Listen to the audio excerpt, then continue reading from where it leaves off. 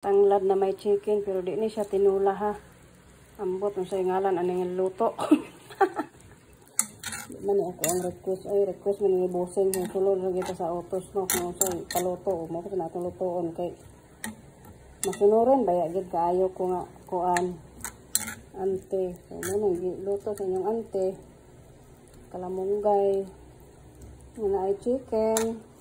Siyempre di na magpaulahi ang tanglad o lemongrass.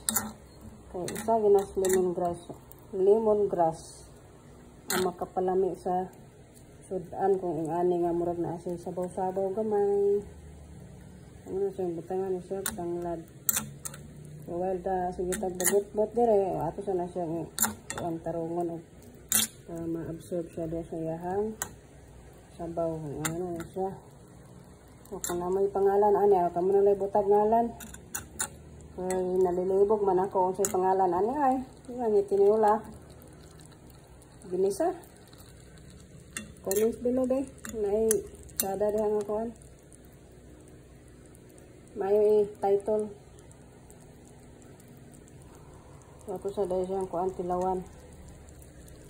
May gina. Basta ko sinira. Ganun ka. Ikatigluto ito. Ginauna ang lutuan. Tilaw. Sumusad siguro ni siya nga di ko tambok kay nabusog naman ko daan. Sig tilaw.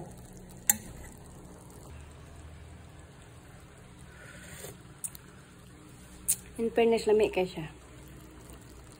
Di mo ganda magbase sa kuan, magbase ta sa timplada.